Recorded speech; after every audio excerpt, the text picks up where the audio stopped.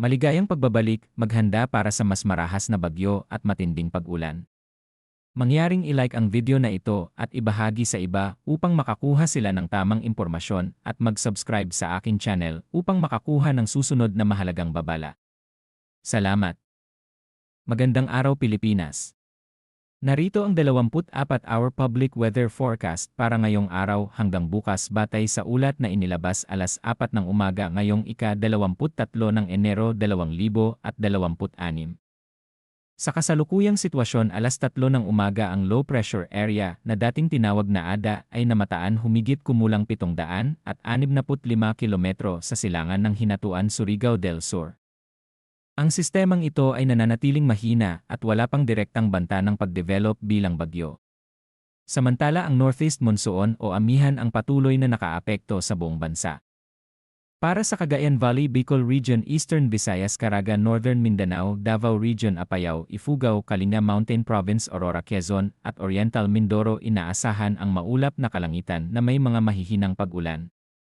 Ang mga pag-ulan ay dulot ng amihan at sa ngayon ay wala namang inaasahang malaking epekto, ngunit maaaring makaranas ng malamig na panahon lalo na sa gabi at madaling araw. Sa Metro Manila at sa natitirang bahagi ng bansa, asahan ang bahagyang maulap hanggang maulap na kalangitan na may isolated o panakanakang mahihinang ulan. Ito ay dulot pa rin ng Northeast Monsoon at wala ring inaasahang seryosong epekto sa pangkalahatan. Pagdating naman sa kondisyon ng hangin at karagatan, mahalagang mag-ingat ang ating mga kababayan, lalo na ang mga mangingisda. Sa silangang bahagi ng Southern Luzon, Visayas at Mindanao inaasahan ang malalakas hanggang malabagyong hangin mula Hilagang Silangan hanggang Hilaga. Dahil dito ang kondisyon ng dagat ay maalon hanggang napakaalon na may taas ng alon na maaaring umabot mula 2.8 hanggang 4.5 metro, kaya hindi inirekomenda ang paglalayag ng maliliit na sasakyang pandagat. Sa Northern Luzon at silangang bahagi ng Central Luzon, katamtaman hanggang malakas ang ihip ng hangin mula Hilagang Silangan at ang dagat ay katamtaman hanggang maalon na may taas ng alon na 2.5 hanggang 3.7 metro. Sa natitirang bahagi ng bansa, katamtaman hanggang malakas din ang hangin at ang dagat ay katamtaman hanggang maalon na may taas ng alon na mula 1.2 hanggang 2.8 metro. Sa tala ng temperatura sa nakaraang 24 oras, ang pinakamababang temperatura ay naitala sa 11.6 degrees Celsius bandang alas 6 ng umaga, habang ang pinakamataas ay umabot sa 20.6 degrees Celsius bandang alas 1 ng hapon.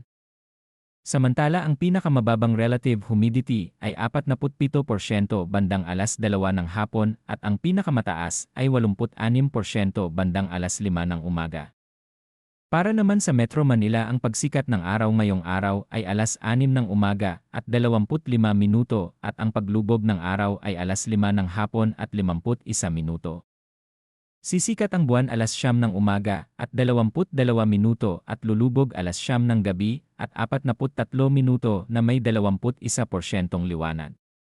Sa kabuuan, walang bagyo na direktang nakaapekto sa bansa, ngunit mananatiling malamig, mahangin at paminsan-minsang maulan dahil sa amihan. Patuloy po ang paalala na mag-ingat lalo na sa mga baybayin at sa paglalayag sa dagat. Maraming salamat at manatiling ligtas.